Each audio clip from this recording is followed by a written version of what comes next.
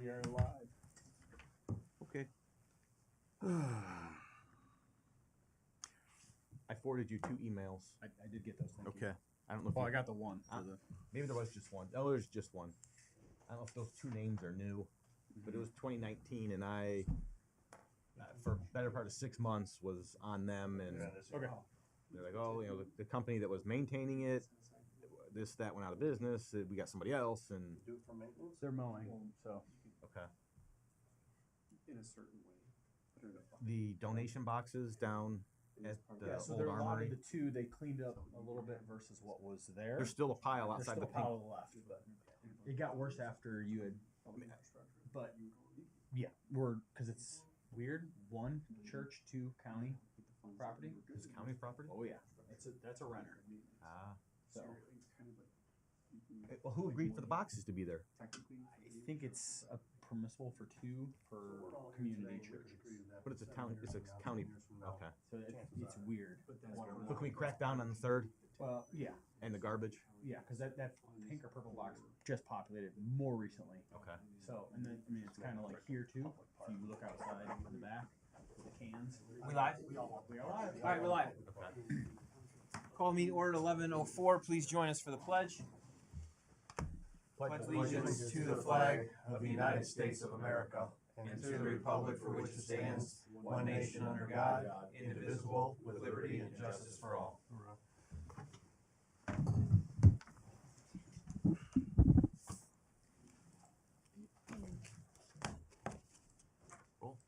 Chairman Chickanetti? Present. Trustee Hillier? Present. Trustee Pinnock? Present. Present. Okay. We're going to continue the public hearing for zoning case 2023-0001-ZC.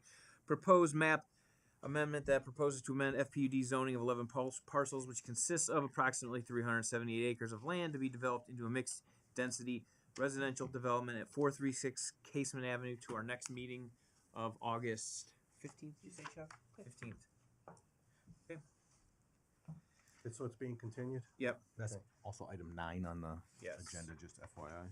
So item 9. Okay. I need a motion to approve the minutes from the previous meeting, June 14, 2023, and July 6, 2023. So move. Second. All those in favor? Aye. Summary of the work session, please.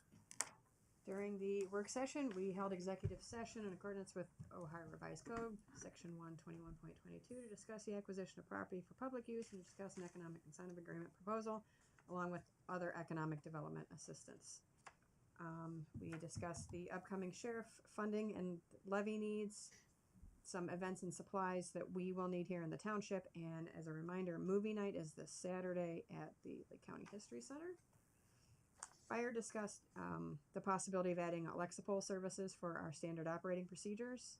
We got an update on ALADTech, the promotional testing for possible captain position, and the upcoming Community Appreciation Days, which will be held the first 3 Saturdays in August at each station from 11 to 3. Service Director updated us on the salt prices for the upcoming winter, some storm sewer updates, the concrete sealed, the stamped concrete is currently being sealed. We will be hiring 2 additional service employees today. Gave us some updates on the road projects and the new fire truck that will be arriving soon.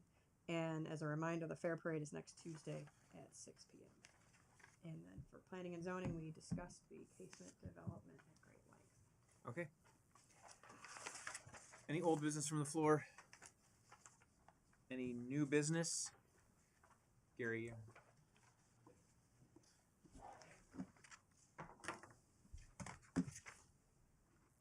Morning. I have a few slides to go through. I have a hard copy for you guys. Thank you. Thank you, sir. And if anybody wants to see these slides, they can contact you to. Yeah, Oh, I it's can up send a there. copy. Oh, that's right. It'll be in the. It will be in the recording. Does this get it? I don't think this is. The screen's on. Does the screen get recorded though? I'm saying this screen recording. It shows up in the camera, but this actual slides aren't being viewed on the thing. Correct. So Not okay. currently. But you can reach out to me. I can send a copy Okay, to great. anybody who wants. So my name's Gary Placco. For those who don't know me, I'm the treasurer and chief financial officer for Riverside Schools. and we like to come out like once or twice a year, kind of give some financial updates. I was hoping to have our new superintendent, Dr. Routino, come out today just to say hi, but unfortunately he had a conflict today. But we'll drag him along for a future meeting. So just when I want to go through a few slides here, just kind of go over some financial information. Some of this is kind of a repeat, but just updated numbers from last time I was here. Just kind of wanted to show, our total revenue for fiscal year 23 that ended on June 30th of this year. Our property tax revenue from residential commercial property taxes makes up about 60% of our revenue, or about $30.5 million comes from that. Public utility property tax makes up about 6% of our revenue, or $3 million. And then the up on the screen there, the green section, which is called unrestricted grants and aid, that's basically our state funding from the foundation formula. Both that and restricted grants and aids, which is that purple, about 1% of our revenue. So about 15% of our revenue comes from the state. In the top left is more of a teal color. It's called property tax allocation. It's how ODE has a say, but it's actually the state reimbursements of like the homestead and rollback, which makes up about 7% of our revenue. And then lastly, at the top, the orange section, all of the revenue that includes levy money from the joint financing district levy, interest revenue, classroom fees, pay participate fees, and any other revenue that we received, for a total revenue for fiscal year 2023 for our general fund of just shy of $50.9 million. The next slide here, this kind of just shows our list of all of our current levies in effect. We have a total general fund millage of 26.7 mils. The last operating levy was in 2017. We have a permanent improvement levy and then the levy for the construction of Parkside and Riverview, which makes a total millage of 30.02 mils. What that means, if we go to the next slide, this kind of shows a comparison of our tax rates for school districts in Lake County. Wow. Riverside is the third lowest tax rate. Perry's at the 20 mil floor at the power plant there, so we don't really count them too much. But usually Riverside and Madison are usually the second and third lowest in Lake County, depending on who passes. Madison gets money from that too, don't they? From the power plant? Yeah. Do we get money? It's all through that joint financing district. And in Mentor's on the ballot right now this November for a 2.5 mil PI levy. So if that's successful, just increase that little bit disparity there. But we're still third lowest, and we don't have any levies coming up on the ballots or anything this November. The next slide shows our expenditures. If you were to do this pie chart for every school district in the state of Ohio, it probably look about the same, with salary and benefits being the largest piece. Salaries being about 27.5 million, or 56% of our expenditures. Employee benefits, insurance, retirement, those things like that, 11.1 million, or 23% of our expenditures. The section in green, purchase services, that's different services, repair to buildings, postage, utilities, all those items go in there. That's about $7.3 million, or 15% of our expenditures, with supplies being about 4%, or 1.7 million, with a few other miscellaneous categories there, for total expenditures of $48.8 million. On the next slide, the Ohio Department of Education puts out it's called a district profile report, or used to be called a CUP report, and it's a report that shows a lot of statistics for school districts in Ohio. And so one of the things they put on is expenditure per pupil, and if you pull that figure for Lake County, we're the third lowest expenditure per pupil. The state average is about $12,800 per student. We spend about $11,800 per student. We generally are the second or third lowest in Lake County in that category. The next slide here. So every November and May of each year, we're required to do a 5-year forecast and file that with the Ohio Department of Education. And we update, if there's anything that materially changes, we're supposed to update it more frequently than that, but we typically do it twice a year. So this chart kind of shows a real brief summary of fiscal year 2023, which just ended. So those numbers aren't exact; they're pretty close.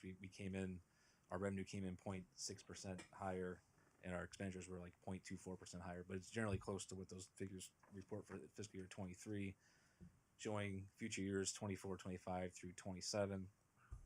If you look at fiscal year 24, is where we're projecting our revenues and expenditures are close to equal, maybe a slight deficit spend. I think we'll overcome that because we're waiting for the new state budget was approved, so we didn't project any increase there.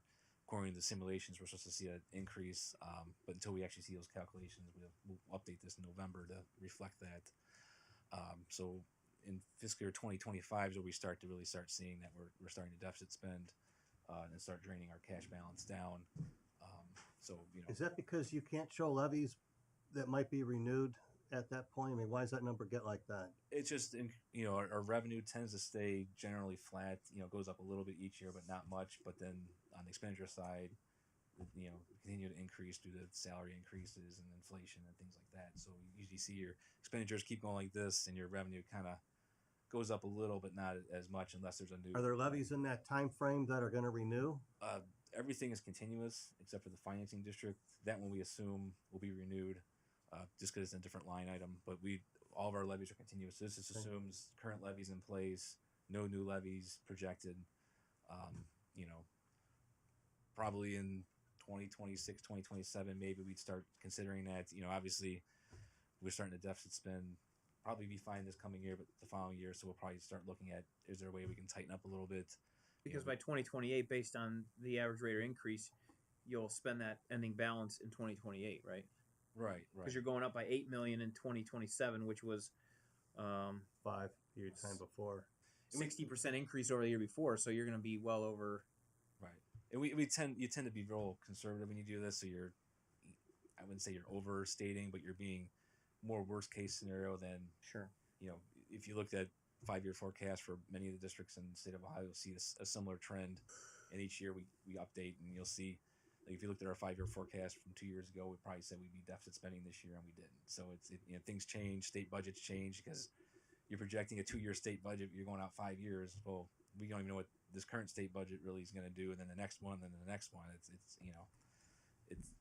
It's pretty conservative, but things will constantly be changing. Can I ask you, can you invest your surplus, like we're allowed through like a STAR program or something like that? Yeah, we have money in Star Ohio. We also have an investment account where we do like commercial paper, CDs, different bonds, treasuries, things like that that we're allowed to invest in. I think our general fund interest revenue this year was around $1 million, which was record year, just based on current interest rate environment. So we do invest. Okay. We keep about $2 million in checking account. Everything else is in some type of interest-bearing account. Okay. So we try to maximize that as much as possible. On the next page, we have a bond rating set through Moody's when we issued our bonds for construction of Parkside and Riverview. We recently received an upgrade from an A1 rating to a double A3.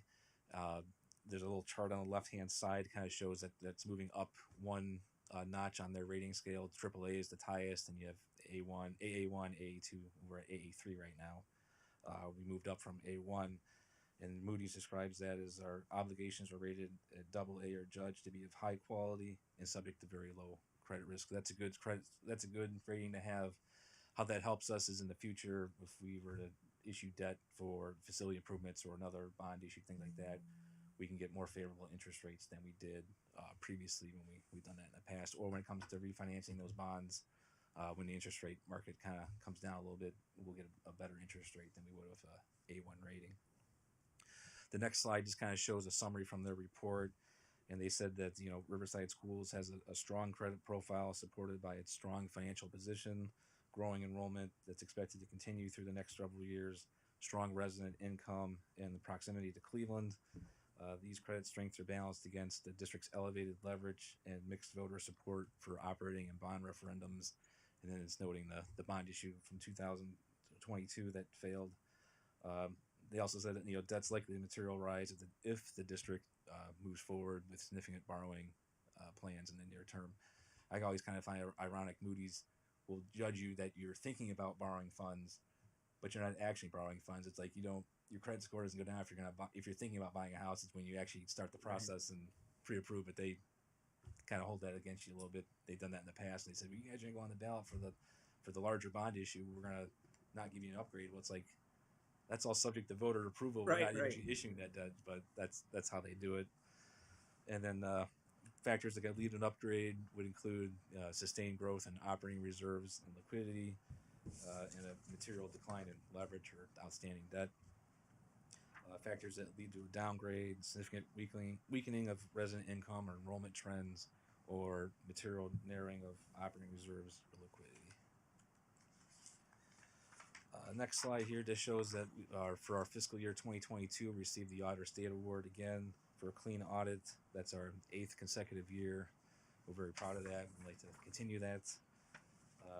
The next slide just shows that we got the STARS Award for highest achievement in open and transparent government for, being compliant with public records law and providing information and different things that they have on that rating scale. So we've gotten that for the 3rd year. It's been around for 3 years. Next slide. We talked about this previously. Some safety improvements we made. We now have, starting last year, we have 2 district-wide school resource officers that are employed through the sheriff's office. They're mostly at the Riverside campus, but they go around to the other schools as needed. And then starting last year, the board committed to a safety officer in every school building. We had implemented that at Buckeye and Melridge this past year, but due to recruiting issues, we weren't able to find someone for Parkside and Riverview. We have people on board for the next coming school year. And then we had one that at the Riverside campus that left us, so we have a new officer going to be board approved on the 27th. So we'll be fully staffed. We'll have an officer in every school building going forward. Next slide, we were awarded the Ohio K-12 safety grant through the Ohio Facilities Construction Committee through the state of Ohio, $400,000. Gave us $100,000 per building. We bid out a construction project to build secure entrances, vestibules at the Riverside campus, Lamouth Middle School, Buckeye Elementary School, and Melridge Elementary School. The board's going to approve that contract on the 27th. And we were hoping to have the construction done this summer, but we had to rebid and other issues came up. So we're just now awarding a contract, so now it's going to happen next summer. If there's an opportunity to have some of that work done prior, like during the school year, like during spring break, winter break, we'll try to do that, but likely it'll be completed over the summer next year. At the Riverside campus, they would actually be building like an addition out where the main entrance is at, so there'll be 2 sets of doors, handicap accessible with the the doors that operate open for you with the security officer there. And then Melridge, there'll just be 2 sets of doors instead of 1. They'll shift the doors over, put a security officer, have a station up front, because that building doesn't attach to the office, so it's across the hall, so it's a little challenging there. We thought about sacrificing a classroom and relocating the office, but we wanted to keep the classroom space, and we didn't want to invest too much money into that at this time, so we're just doing the double set of doors. Buckeye will be enclosing just the front entryway into a vestibule, take down there's like an overhang here that's kind of out the front door that's not in very good shape, so that'll all get replaced. And then at Lamouth will just be second set of doors, people have to go in the office. So it'll all be, at the end of the day, most of it will be similar to like Parkside Riverview type of setup with a transaction window, buzzing system, and all that stuff to be nice and secure. And that project also includes replacing some of the other doors that aren't the main doors. So like at Lamouth, the doors by the gymnasium on the one side, like all that's going to be replaced. So all the exterior doors will be uniform and secure. We also received 2 additional safety grants through the Ohio Attorney General's office. One's an annual grant we get. We got $23,000 from that grant, and then a law enforcement technology linking grant of $20,000. We're using those for camera upgrades at those same 4 schools. I think Riverside campus is having 60 cameras replaced with higher resolution, better cameras, and then Melridge is getting like a whole new system. Buckeye is a lot of replacement and additions, and then Lamouth is some replacements and some additions, especially on outside the building. So a lot of good stuff happening. 60 cameras at Riverside? Yeah, that are being replaced, plus adding some to common areas and. Big Brother is always. I gotta say, school's got to be a lot different than it was back when I was. The campus is 60 cameras, 225,000 square feet or so there's a lot of space to cover there. The camera updates are happening this summer. The vestibules will be next summer. And lastly, just on facility improvements, the board entered into a contract a few months ago with Bioloski Cleveland to do a formal facility assessment of the 4 schools, Buckeye, Melridge, Lamouth, and the campus, to do a kind of a study of doing renovations, what that would look like, timeline, what order should we do things, what that looks like. They're supposed to have their reports done by September 30th, and the board will discuss how we move forward and what that might look like in coming work sessions in the fall. So with that, this brings me to the last slide, just questions. Just 2 other updates I want to provide real quick. I know there was a concern about the retention ponds at Riverview. We're under contract of Aqueduct. They just did their first treatment on the vegetation there. I think it was last week. Good. So to continue that going forward. That's both Parkside and Riverview, so it's both here and Concord. And then also, we're recruiting like crazy we have many openings right now. So if you know anybody looking for work, check out our website on the job posting page. There's probably the most turnover we've seen in a while, and a lot of openings right now. So I've noticed that, and we've faced this and we've adjusted accordingly, but some of the positions, I imagine they're hard to fill based on the compensation rate. Is that something the board is looking at doing to help fill those positions? Because obviously, the more vacant positions, the less upkeep happens and those type of things. So you want to fill those, but some of the rates, I don't see how you could get somebody to Yeah, there's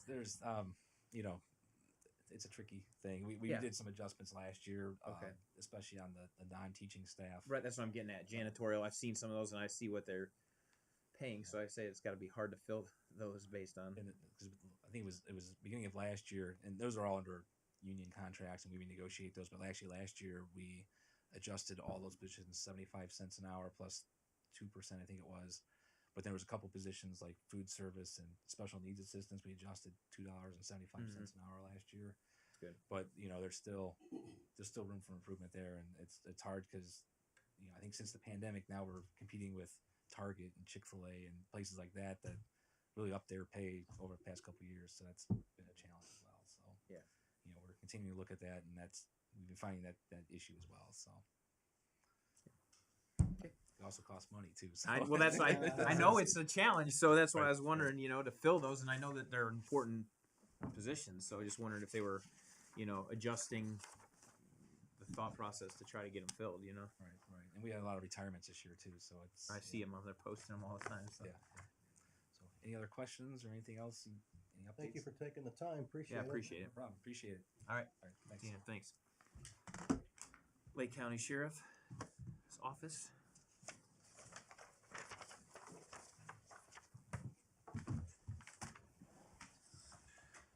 Good morning.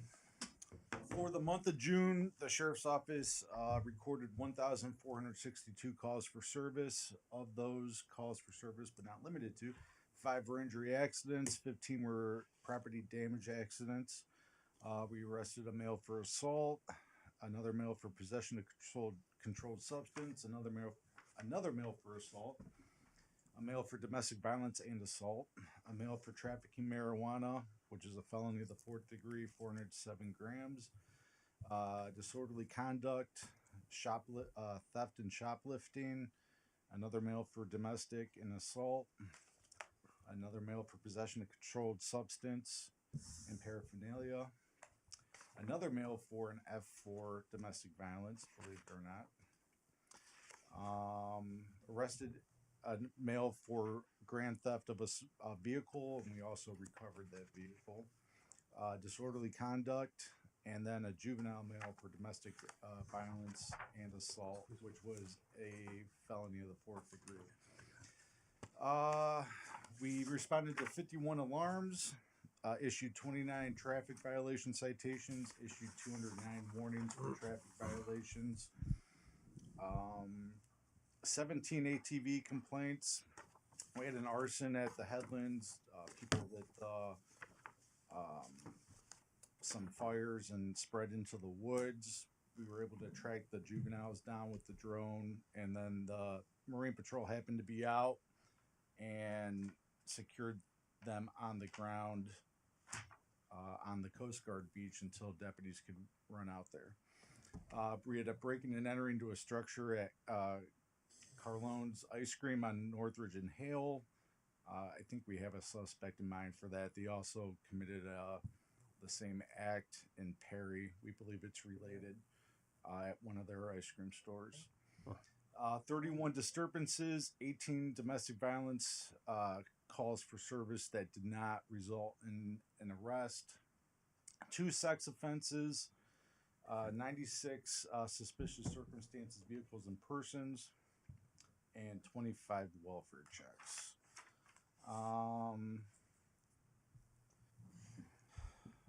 We had the motorcycle crash on 44 that shut down the freeway for a substantial amount of time. That is being reconstructed right now by the accident team. They have a pretty good idea of what occurred, and then if charges will be pending as far as that goes. We did a field day at the Old Hale Road Elementary School with local kids. All the law enforcement got together, and we had some outside law enforcement and the state troopers that came too.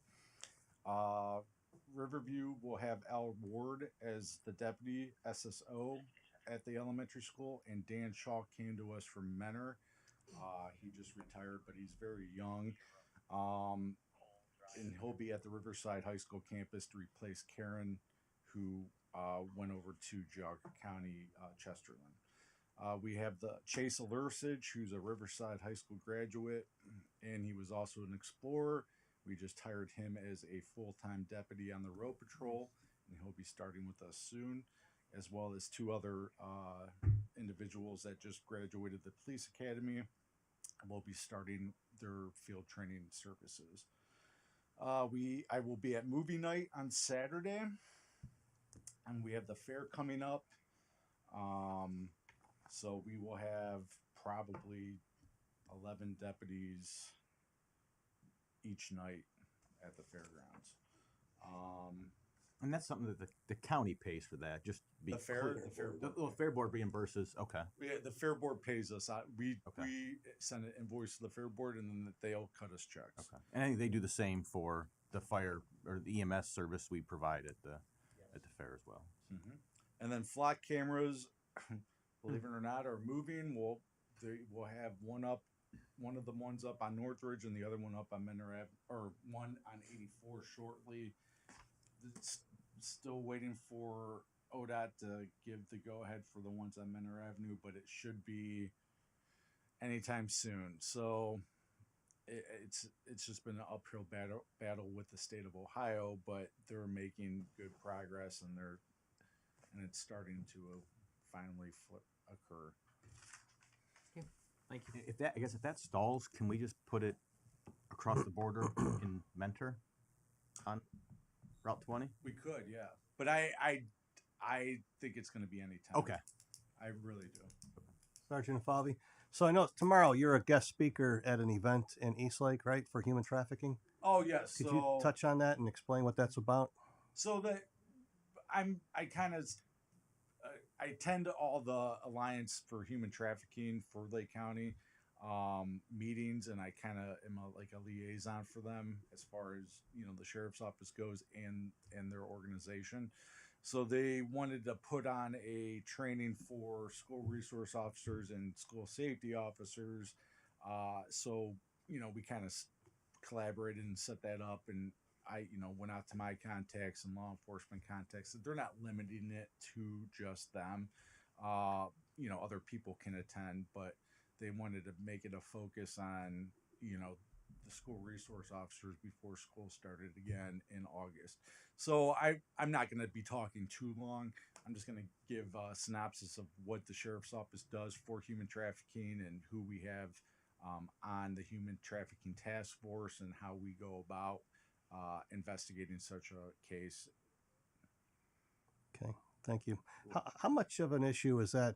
You hear about it in Ohio. I think it's the 2nd or 3rd largest in the country with human trafficking. Why is that? Well, I think it was something. A lot of it is you have a new law, and we've always had some kind of laws on the books to kind of combat that, but now it's kind of changed the title.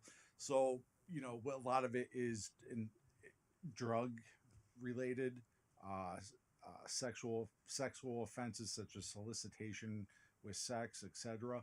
we've always had laws on the books for that, but now you have a law that kind of goes deeper into the issue, and it also takes more investigation as well, as far as, you know, you're getting down and dirty with the history of the victim, who's usually, you know, female. It could be, it's males too, believe it or not, but we'll say the majority are kind of females, who kind of get into the drug habit, but then they also have somebody that they're kind of like dating, or they think they're dating, or they have a relationship with, or a group of people that they have a relationship with, who are, you know, want them to fulfill certain obligations, and then, you know, they get their room and board, or they get their transportation, or they get their drugs, et cetera, et cetera. So it comes down to a lot of interviewing, digging deep, getting into the heads of the victims,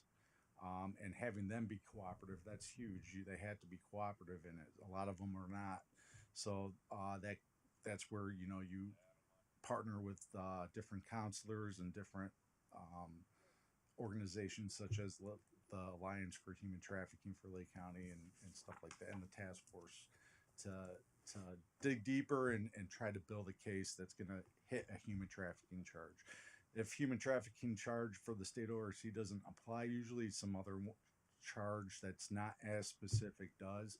So, you know, we can try to charge somebody. Not every one of them might be a human trafficking charge, but some kind of violation. All right, thank you. Mm-hmm. Service department? I have nothing to add to that. Fire. We responded to Carson Street in Grand River, right near the township line, for a structure fire. And that day we had a firefighter, a full-time firefighter, on overtime working out of the Grand River station.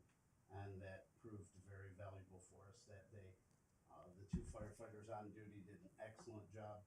They were able to stop that fire from moving from the attached garage into the house. So that house, once they tear the garage down with some minimal repairs inside, by having that crew there, those people should be back in their home much sooner than if they weren't there.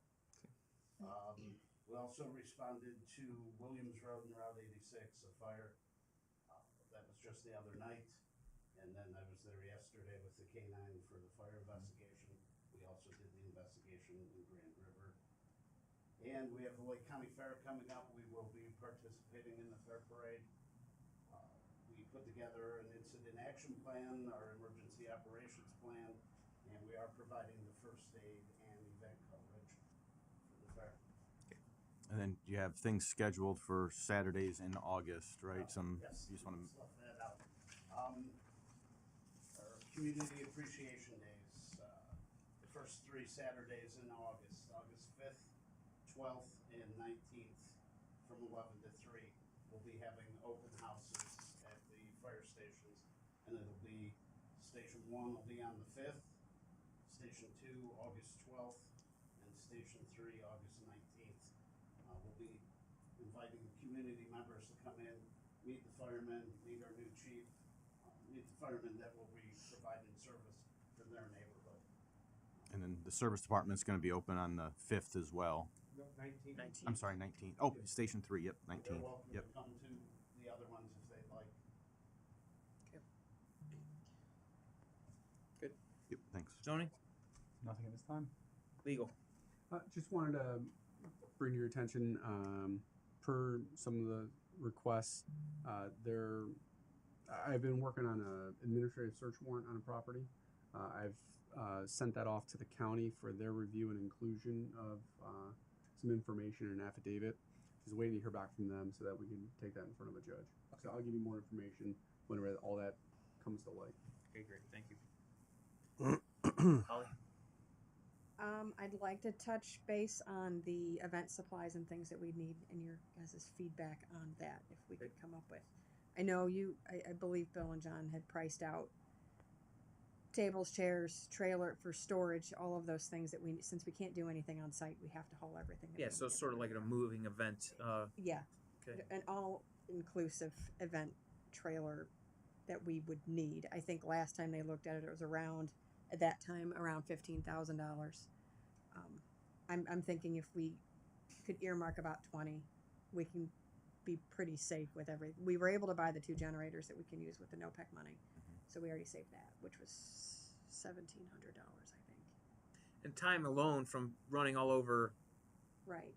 the place, collecting, returning, in man hours Favors. will pay dividends, so to speak, on investing on it in that way, instead of us spending all that time in vehicles and such, chasing it all over different communities to borrow it, which we're borrowing it from everybody else and we don't have our own. It kind of seems reasonable that we would get our own, you know.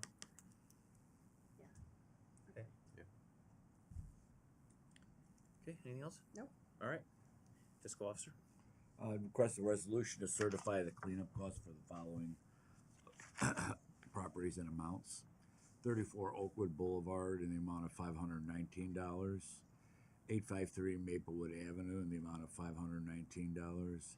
Oakwood Boulevard in the amount of 34 Oakwood Boulevard in the amount of $287. And 341 Hale Road in the amount of $287. Just so we're clear, there's the same address is listed twice. Is that correct? Yes. Okay. Mayor motion. So moved. Second. All those in favor? Aye. Aye.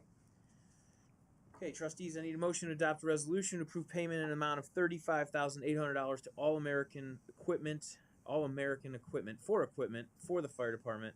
We have received a grant for this equipment. So moved. Second. All those in favor? Aye. Aye. I need a motion to adopt a resolution to approve payment in the amount of $5,495 to All M Landscaping Co. for the replacement of guardrails at the end of Iroquois Avenue and the dead end of Oakwood Boulevard. So moved. Second. All those in favor? Aye. Aye. Aye. I need a motion to adopt a resolution to approve payment in the amount of $5,696.98 to Best Truck Equipment, Inc. for the purchase and installation of an electronic tarping system for truck number 16 in the service department. Correct? Yes. We received a BWC safety grant for this equipment. So moved. Second. All those in favor? Aye. Aye. I need a motion to adopt a resolution to approve that the trustees and fiscal officer agree to use electronic signatures for checks and purchase orders and to still review and sign off on the items based on purchase order listing and payment listing. So moved. Second. All those in favor? Aye. Aye. I need a motion to adopt a resolution that the Board of Trustees of Painesville Township shall authorize the elected fiscal officer to make investments of available monies from the funds of the township and securities authorized by state law following a prudent standard. This requires the fiscal officer to exercise the care, skill, and expertise that a prudent investor would use to manage public funds. So moved. Second. All those in favor? Aye. Aye. Aye. I need a motion to adopt a resolution to approve payment to All American Fire Equipment in the amount of $6,500 for equipment in the fire department. So moved. Second. All those in favor? Aye. Aye. Aye. I need a motion to adopt a resolution to approve payment to Handy Rents in the amount of $8,799.64 for road materials in the service department. Question. 65 cents? You said 64. Okay. I need a motion to adopt a resolution to approve payment to Handy Rents in the amount of $8,799.65 for road materials in the service department. So moved. Second. Discussion. Is that materials or equipment rental? Was it materials? That is the sealant for the Okay. sidewalks. Oh, okay. Second. All those in favor? Aye. Aye. Aye. I need a motion to adopt a resolution by the Painesville Township Board of Trustees, Lake County, Ohio, submitting to the electors of the township the question of additional 1 1/2 mil tax levy for the purpose of contracting for additional police and safety services protection for the township of Painesville through the Lake County Sheriff's Office, right? Or it doesn't, we're not specifying. I guess because if something ever changed, right? Yeah. Protection for Painesville Township. Four Pains, yeah. Okay. So moved. Sorry. Second. Discussion. So what's it supposed to read at the end? For the township of Painesville, right? Painesville. That's how it was passed at our Yeah, last township meeting. of Painesville. Yes, it reads the way it's written. Is it correct? I mean, we've always We been are the Painesville- township. Yeah. We are the township of what? Matt wrote that at the last. Yeah, we are the township of Painesville. Yeah, it is okay. Duration. Just like Okay. the city of Cleveland, Cleveland City. I Same know. thing, Do we right? need to say that? Okay. Is that written? It's just when you get into these things, it's want to make sure it's right. Okay. It's odd. All right. So moved. Second. Motion and All in second. favor. All in Aye. favor? Aye. Aye. Number 9 was addressed. That was, we are not voting on that. That is the, You should have a motion to table. okay. I need a motion to table to the next meeting, August 15th, the public hearing for Painesville Township zoning resolution or zoning case 2023-001-ZC. So moved. Second. All those in favor? Aye. I need a motion to adopt a resolution to approve the hiring of Michael Perrin, is that how you pronounce it? As laborer in the service department at a starting wage of $24 per hour and a start date of July 31st, 2023. So moved. Second. All those in favor? Aye. Aye. I need a motion to adopt a resolution to approve hiring of Michael Stevens as a laborer in the service department at a starting wage of $28 per hour and a start date of August 7th, 2023. So moved. Second. All those in favor? Aye. Aye. I need a motion to adopt a resolution increasing the wage for John Moore in the service department from $27.68 per hour to $28.68 per hour, effective on the pay period beginning July 29th, 2023. So moved. Second. All those in favor? Aye. Aye. I think if we could go in an executive session for a few minutes to discuss again back the same reasoning, the accordance to Ohio Revised Code 2021.2022 to discuss the acquisition of property for public use and to discuss an economic incentive agreement proposal along with confidential information related to the marketing plan, specific business strategy, production techniques, trade secrets, or personal financial statements of an applicant for economic development assistance. So moved. Second. Please call a roll. Chairman Chickanetti? Yay. Trustee Hilliard? Yay. Trustee Cox? Yay. And to be clear, just there's nothing else on the agenda, so Yeah, we're nothing the else. assumption is after you go into it, We will after not you be come out of acting on executive anything session, after this. you Yep. just adjourn the meeting. Yep. We'll come back just to adjourn. There'll be no action for the Or record further discussion. or further discussions. Okay. Yeah, might as We well thank you kick for your everybody out. support.